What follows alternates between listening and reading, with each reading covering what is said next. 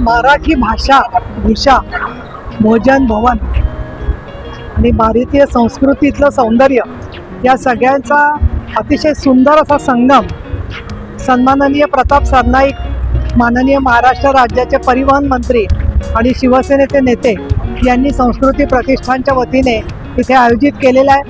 आणि इथे जो महासागर लोकांचा आलेला आहे त्याच्यामध्ये मुद्रा या व्यासपीठावरती मी नृत्याच्या संदर्भातलं त्या ठिकाणी आकलन केलं, पाहिलं।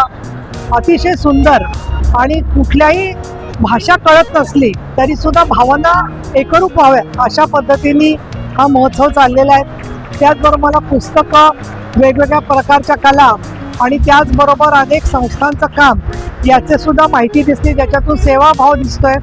ठाणं हे जे आहे ते संस्कृतीचं एक आगळं वेगळं केंद्र आहे आणि मी असं म्हणेन की पुण्याला जरी सांस्कृतिक राजधानी म्हणत असले तरी ठाण्यालाही सांस्कृतिक राजधानी म्हणता येईल, एवढं सुंदर काम या संस्कृती प्रतिष्ठानच्या माध्यमातून झालेलं आहे। पूर्वेश सरनाईक तसंच सगळे त्यांची टीम आणि त्यातून नवीन महापौर ठाण्याला मिळालेले असल्यामुळे अजून एक वेगळा आनंद आहे।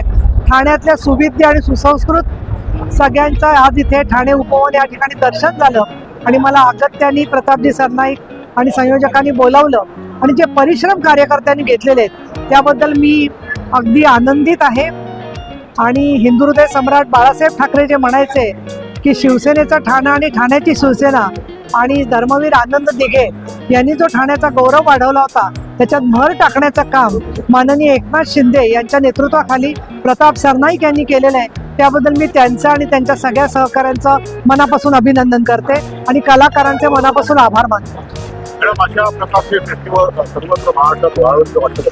निश्चितपणाने वाटतं आणि मला असं वाटतं की महाराष्ट्रामध्ये आज ग्रामीण जनता जी आहे आणि विशेषतः तर मी असं म्हणेन की नांदेड आहे, मराठवाडा आहे, विदर्भ आहे, प्रत्येक ठिकाणी कलाकार पण आहेत आणि ते वाट बघतायत अशा प्रकारे स्वतःच्या कलेबद्दल आपल्या लोकांशी, रसिकांशी संवाद साधता येईल। त्याचबरोबर आता मी पाहिलं की विशाखापट्टणम आलेल्या सुद्धा या ठिकाणी कलाकार सहभागी झाल्या होत्या आणि त्यांनी एका छोट्या थालीवरती बसून जे काही तालिका नृत्य केलं तशी नृत्य पाहायला विशाखापट्टणमला जाण्यापेक्षा आपल्याच दाराशी स्वतः या ठिकाणचे संयोजक आणून देत आहेत, ते नक्कीच महाराष्ट्राला आवडेल।